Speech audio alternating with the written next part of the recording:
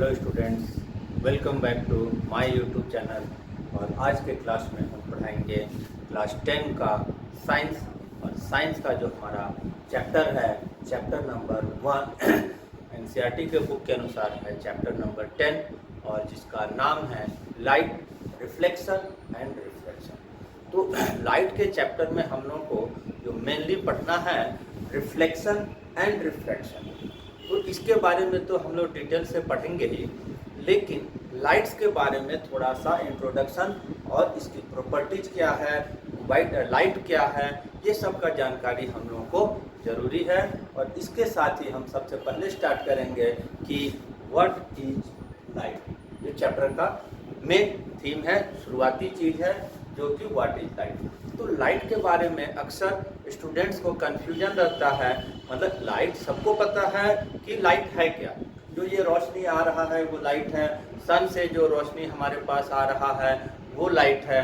Light से क्या हो जाता है, उजाला हो जाता है और हर चीज़ हम लोग को दिखाई देने लगता है। तो यहीं पर इसका डिफाइन आ जाता है कि व्हाट इज लाइट।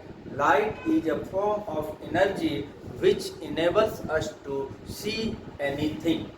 किसी भी ऑब्जेक्ट को देखने के योग्य बनाता है और वो है light. Light is a form of energy, energy का ही एक फॉर्म, ठीक है। तो इसमें हमारे पास क्या होता है, जैसे किसी भी ऑब्जेक्ट पर जब लाइट फॉल करता है और रिटर्न होता है, रिफ्लेक्ट करके हमारे आइज में पड़ता है, तो उस ऑब्जेक्ट का इमेज हमारे रेटिना पर पड़ता है और हम उसको जैसा है और वैसा हम लोग उसको समझ लेते हैं। तो इसके साथ ही हमारा अगर इसमें एक्सप्लेनेशन आता है कि यदि हम डार्क रूम में हैं, ऑब्जेक्ट अगर लाइटेड रूम में है तो वो हमको दिखाई देता है। और हम जब पूरी तरह से बहुत ही ज़्यादा लाइट है, रोशनी है और हम वहाँ पर हैं और कोई ऑब्जेक्ट अगर डार्क रूम में रखा हुआ है तो वो ऑब्जेक्ट हमको दिखाई नहीं देता है। इसका इसी से एक्सप्लेन होता है, जब तक किसी ऑब्जेक्ट पर लाइट नहीं पड़ेगा और वहाँ से रिफ्लेक्ट होकर लाइट हमारे आई साइट में नहीं पड़ेगा आइज में, तब तक वो हमको दिखाई नहीं देगा। तो ये हमारा हो जाता है लाइट्स का डिफाइन और लाइट क्या है। इसी तरह से हमारे पास, तो इस तरह से हमारा लाइट का डिफाइन तो हमारा हो गया। अब लाइट के बारे में कुछ प्रॉपर्टीज आता है। लाइट के बारे में क्या है, light always travel in straight line. अपने आप ये इधर से गया और अपने आप मुड़ गया, वो वैसा नहीं होगा। जब किसी ऑब्जेक्ट पर पड़ेगा तब उसका डायरेक्शन चेंज होगा और वही रिफ्रैक्शन या रिफ्लेक्शन कहलाता है। वो हमारा लाइट की प्रॉपर्टीज में आया। Light travels with very fast speed in straight line. उसका स्पीड अप्रोक्सीमेटली 3 × 10⁸ मीटर पर सेकेंड वैक्यूम में होता है। और अप्रोक्सीमेटली, वैक्यूम का मतलब हो गया खाली स्पेस, जो हमारा स्पेस अंतरिक्ष वगैरह में होता है, वही स्पीड एयर में भी मान लिया गया है, क्योंकि अप्रोक्सीमेटली सेम स्पीड एयर में भी होता है, 3 × 10⁸ मीटर पर सेकेंड। तो लाइट की प्रॉपर्टीज के आधार पर दुनिया में, वर्ल्ड में जितने भी ऑब्जेक्ट्स हैं उसको दो भाग में क्लासिफाई किया गया है।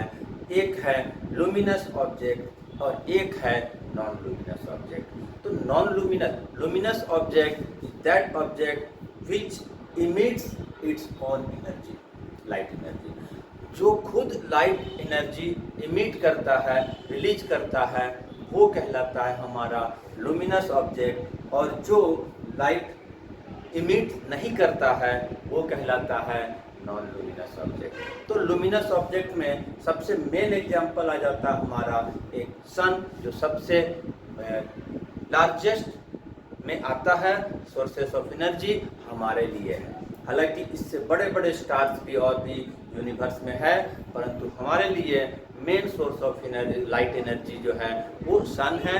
और बाकी जो लुमिनस ऑब्जेक्ट में आ जाता है, बल्ब आ जाता है, लैंप आ जाता है, फायर आ जाता है, मतलब इस तरह का ऑब्जेक्ट जिससे लाइट इमिट होता है वो लुमिनस ऑब्जेक्ट। और बाकी सारे ऑब्जेक्ट को जो दूसरों के लाइट को रिफ्लेक्ट करता है उसको हम लोग नॉन लुमिनस ऑब्जेक्ट बोलते हैं। तो उसमें हमारा ये white board, book, table, chair, मतलब जितने भी ऑब्जेक्ट्स हम इसके अलावा देख रहे हैं वो सारा हमारा नॉन लुमिनस ऑब्जेक्ट्स में आता है। अब इसके बाद आता है कि nature of light. Nature of light क्या होता है? जैसे कि लाइट ट्रैवल करता है, तो ट्रैवल करता है तो लाइट किस तरह का प्रॉपर्टीज रखता है? तो light is consist of electromagnetic wave which do not require any material medium to propagate.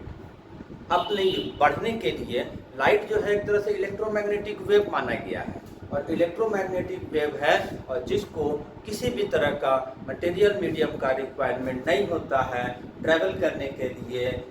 Like sound wave, sound wave को मटेरियल मीडियम का ज़रूरत पड़ता है, जो कि हम स्पेस में जाते हैं तो हम वहाँ पर आपस में बात नहीं कर पाते हैं, क्योंकि वहाँ पर कोई भी मटेरियल मीडियम, यहाँ तक कि एयर भी नहीं है।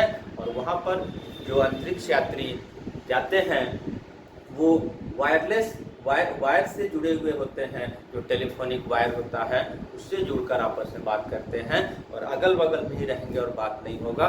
लेकिन लाइट के साथ ऐसा नहीं है, ये इलेक्ट्रोमैग्नेटिक वेव है जो कि मटेरियल मीडियम का ज़रूरत नहीं है। एक इसका दूसरा नेचर भी होता है। इसमें दूसरा नेचर में इसको बोला गया है कि light composed of particles which travels in straight line with very high speed like a 3 into 10 to the power 8 meter per second। तो इस तरह से हमारा लाइट क्या है? So dual nature. Dual nature that means it behaves like a electromagnetic wave and it behaves as a composed of particles. मतलब एक तरह से पार्टिकल्स का कंपोजिशन है ये, और जब ट्रैवल कर रहा है इसका मतलब कि पार्टिकल्स, लाइट का स्पेशल पार्टिकल्स है जो कि ट्रैवल कर रहा है, और जहाँ जाता है वहाँ पर उसको लाइटेड कर देता है, ठीक है, प्रकाशमय कर देता है। तो ये हमारा लाइट का डुअल नेचर है। अब इस तरह से अभी हमने जो बताया वो हमारा हो गया नेचर ऑफ लाइट, ठीक है। अब इसके बाद हम जो पढ़ेंगे रिफ्लेक्शन, मेन जो चैप्टर का थीम है उसमें अगर हम आते हैं तो उसमें हम पढ़ेंगे रिफ्लेक्शन ऑफ लाइट, ठीक है।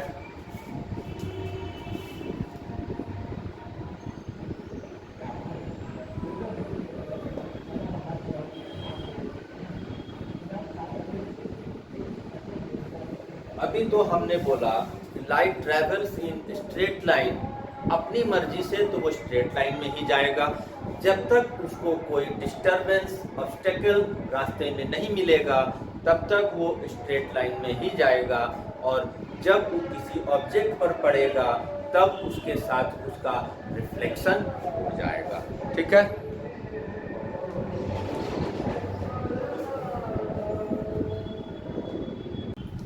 रिफ्लेक्शन ऑफ लाइट, इसका मतलब क्या हुआ कि लाइट तो ट्रैवल करेगा स्ट्रेट लाइन में, ठीक है। ये किसी न किसी ऑब्जेक्ट से टकराएगा और उसका या तो ट्रांसपेरेंट मटेरियल है तो आगे ही फॉरवर्ड हो जाएगा, या ओपेक ऑब्जेक्ट है तो वो इधर उधर रिटर्न होगा, और जो रिटर्न होगा उसी को रिफ्लेक्शन ऑफ लाइट बोला जाता है।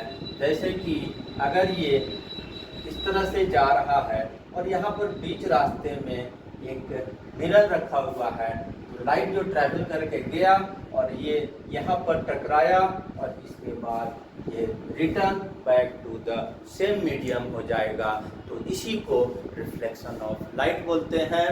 When light falls on any shiny surface like a mirror, it returns back to the same medium, and this phenomena is known as the reflection of light। तो reflection of light तो ये हो गया।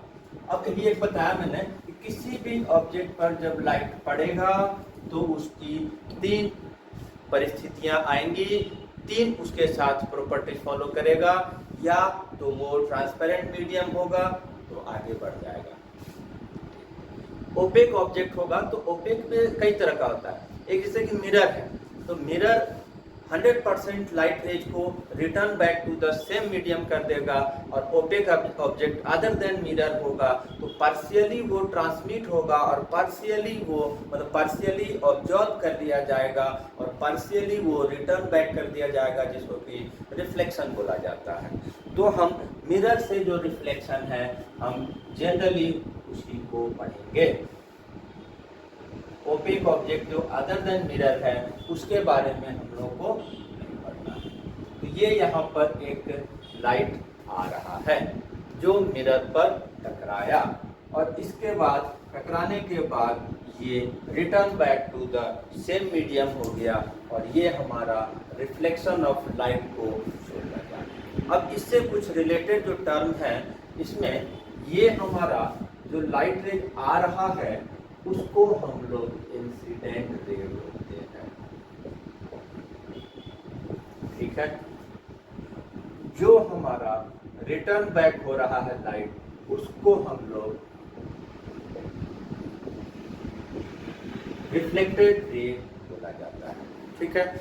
अब जिस पॉइंट पर light रे टकरा रहा है उसको पॉइंट ऑफ इंसिडेंस बोलते हैं,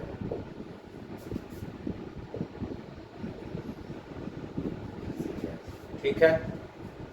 अब इस पॉइंट ऑफ इंसिडेंस पर जब हम कोई एक परपेंडिकुलर लाइन ड्रॉ करते हैं जो perpendicular to the surface of mirror होगा, तो वो परपेंडिकुलर लाइन को हम लोग नॉर्मल हैं, ठीक है। तो ये हमारा कुछ टर्म हुआ, और इसमें अभी एक टर्म, अभी दो टर्म और आएगा। ये जैसे कि ये नॉर्मल है, इंसिडेंट रे है, ये दोनों के बीच में कुछ एंगल बनेगा, उसको आई से रिप्रेजेंट करते हैं, और ये कहलाता है एंगल ऑफ इंसिडेंस, ठीक है, एंगल ऑफ इंसिडेंस। अब इसके बाद जो रिफ्लेक्टेड रे है वो भी नॉर्मल के साथ कुछ एंगल बनाएगा, और उसको बोला जाता है एंगल ऑफ रिफ्लेक्शन, ठीक है। तो अभी हमारे पास 4-5 चीजें आ गया, इंसिडेंट रे, रिफ्लेक्टेड रे, point of incidence, normal, angle of incidence and angle of reflection. सबका डिफाइन मैंने बता दिया, ठीक है। अब इसी को लेकर जो रिफ्लेक्शन ऑफ लाइट है उसको लेकर दो लॉ है हमारे पास। जो फर्स्ट लॉ, एक तो ये है कि incident ray, reflected ray, normal at the point of incidence all lie in same plane. Plane है, तीनों लाइन जो है हमारा एक ही प्लेन में लाई कर रहा है, और इसको फर्स्ट लॉ ऑफ रिफ्लेक्शन बोला जाता है, ठीक है। तो सेकंड लॉ क्या है? सेकंड लॉ हमको एंगल से बताया गया है। Angle of incidence is always equal to angle of reflection. तो फर्स्ट लॉ का स्टेटमेंट तो मैंने अपने बता दिया, अगर इसको नोट करना होगा तो मेरी बातों को सुनकर आप लोग नोट्स बनाते जाएंगे। और दूसरा जो लॉ है, angle of incidence is always equal to angle of reflection, equal to angle of reflection, ठीक है। That is angle I equal to angle R. ये किसी भी तरह का सरफेस हो, नॉर्मल के साथ में एंगल ऑफ इंसिडेंस जब एंगल ऑफ रिफ्लेक्शन बनेगा तो हमेशा इक्वल होगा। तो ये हमारे दो लॉ है जो कि बहुत ही इम्पोर्टेंट है। अब इसके बाद हम पढ़ेंगे सबसे पहले रिफ्लेक्शन ऑफ लाइट जो है प्लेन मिरर में पढ़ेंगे, उसके बाद स्फेरिकल मिरर में पढ़ेंगे, ठीक है। प्लेन मिरर में पढ़ना है रिफ्लेक्शन ऑफ लाइट, और स्फेरिकल मिरर में रिफ्लेक्शन ऑफ लाइट पढ़ना है। सबसे पहले हम प्लेन मिरर का बता देते हैं।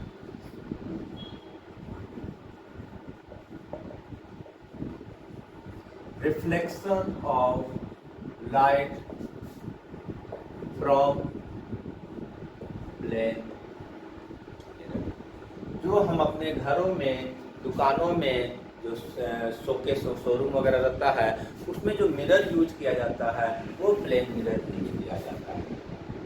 तो ये एक हमारा प्लेन मिरर है, ठीक है। मान लेते हैं कोई ऑब्जेक्ट यहाँ पर रखा हुआ है, ठीक है। तो इसमें रिफ्लेक्शन क्या होगा, एक ऑब्जेक्ट तो स्ट्रेट जाएगा, ठीक है। एक ऑब्जेक्ट स्ट्रेट गया तो स्ट्रेट ही वापस आएगा। क्यों? क्योंकि अभी अभी मैंने बताया कि angle of reflection angle of incidence के बराबर होता है। तो नॉर्मल भी यही हो गया और इंसिडेंट रे भी यही हो गया। तो नॉर्मल और इंसिडेंस एंगल के बीच में कितना डिग्री का एंगल बन रहा है? 0 डिग्री का। तो रिफ्लेक्टेड जो रे होगा वो भी कितना डिग्री का एंगल बनाएगा? 0 डिग्री। दैट मीन्स ये उसी रास्ते से रिटर्न हो जाएगा, ठीक है। तो इंसिडेंट रे रिफ्लेक्टेड रे दोनों सेम हो गया। दूसरा एक रेज लेंगे हम, यहाँ जो आई एंगल ऑफ इंसिडेंस और इसी तरह से एंगल ऑफ रिफ्लेक्शन बनाकर इक्वल दिख नहीं रहा है लेकिन इक्वल होता है। तो इक्वल बनाते हुए ये रिफ्लेक्ट करेगा और ये पीछे की ओर बढ़ाने पर ये यहाँ जाएगा और ये यहाँ पर इसका इमेज बन गया। रिफ्लेक्टेड रे जहाँ पर टकराता है एक दूसरे से या टकराता हुआ अपीयर्स करता है वहीं पर ऑब्जेक्ट का इमेज बनता है। तो अगर image formation in plane mirror अगर हम देखते हैं तो इसका इमेज पीछे बिहाइंड द मिरर बना और ऑब्जेक्ट के साइज का ही बना और ऑब्जेक्ट के बराबर बना और ऑब्जेक्ट का मिरर जो डिस्टेंस है, मिरर से जो डिस्टेंस है, इमेज का मिरर का डिस्टेंस भी बराबर होगा। यहाँ पर थोड़ा कम दूरी मैनुअली बना रहे हैं इसलिए यहाँ पर स्केल का हेल्प से नहीं बना रहे हैं, तो कहीं कम कहीं ज़्यादा दिख रहा है। लेकिन एक्चुअली क्या होता है कि जो ऑब्जेक्ट डिस्टेंस होता है, इमेज डिस्टेंस होता है, वो बराबर होता है। तो हमको किस टाइप का इमेज फॉर्मेशन होता है प्लेन मिरर में, ये हम लोग को जानकारी यहाँ पर कुछ हुआ और इसको हमको याद रख लेना है। क्या? जो पहला टर्म है क्या? Image formed by plane mirror is of the same size as that of the object. तो ऑब्जेक्ट के बराबर साइज का इमेज बनेगा किसमें? प्लेन मिरर में, ठीक है। Image formed by the plane mirror is at a same distance as that of the object. तो इमेज का जो डिस्टेंस होगा वो हमेशा ऑब्जेक्ट के डिस्टेंस के हमेशा बराबर होगा। दूसरा पॉइंट है। तीसरा पॉइंट है image form is erect. Erect का मतलब कभी भी हम लोग इमेज में अगर मिरर में, क्योंकि हम लोग प्लेन मिरर यूज करते हैं घरों में, तो ऑब्जेक्ट का इमेज हमेशा सीधा बनता है। तो इरेक्ट इमेज फॉर्म करेगा प्लेन मिरर में। अभी आगे पढ़ेंगे किसी किसी में हम लोग को इन्वर्टेड इमेज दैट मीन्स उल्टा इमेज भी बनेगा और जिसको हम लोग कॉन्केव कॉन्वेक्स जब स्फेरिकल मिरर पढ़ेंगे तो वहाँ पर आएगा, लेंस में पढ़ेंगे वहाँ पर आएगा, ठीक है। तीसरा एक पॉइंट और आता है, ये इमेज वर्चुअल होगा, ठीक है। इमेज के बारे में हमने बताया नहीं पहले। इमेज 2 टाइप्स का होता है, एक रियल इमेज और एक virtual image. Image formed by the real intersection of reflected ray or refracted ray are called real image, and image formed by the virtually intersected, मतलब कि पीछे की ओर reflected ray को हम पीछे की ओर बढ़ा रहे हैं, यहाँ पर तो ये रिटर्न हो गया, यहाँ रिटर्न हो गया, ये दोनों रेज को हम पीछे की ओर प्रोड्यूस कर रहे हैं, तब इमेज फॉर्मेशन आ रहा है। तो ये इस तरह का इमेज जो होगा वो वर्चुअल इमेज कहलाता है, ठीक है। तो जो प्लेन मिरर में इमेज होगा वो वर्चुअल होगा। एक चौथा पॉइंट है जो सबसे इम्पोर्टेंट है और उसको कभी कभी एग्जाम्स में विथ रीजन भी पूछता है, विथ एक्सप्लेनेशन भी पूछता है कि image form by a plane mirror is laterally inverted. तो लेटरली इन्वर्टेड इमेज बनने का मतलब क्या होता है? जब हम मिरर के सामने खड़े होंगे और हम अपना इमेज देखेंगे तो जब हम लेफ्ट हैंड उठाएंगे तो मिरर में क्या शो होगा कि मिरर में जो इमेज मेरा बन रहा है वो लेफ्ट साइड को उठा रहा है। जब लेफ्ट हम उठाएंगे तो वहाँ पर शो होगा कि वो इमेज जो है वो राइट हैंड उठा रहा है। तो इस तरह से लैटरली इन्वर्टेड इसको बोलते हैं। ठीक है, ये हम लोग क्योंकि बहुत ही क्लोजली मिरर में देखते हैं तो ये आज तक कभी महसूस किसी को नहीं हुआ होगा कि लैटरली इन्वर्टेड होता है।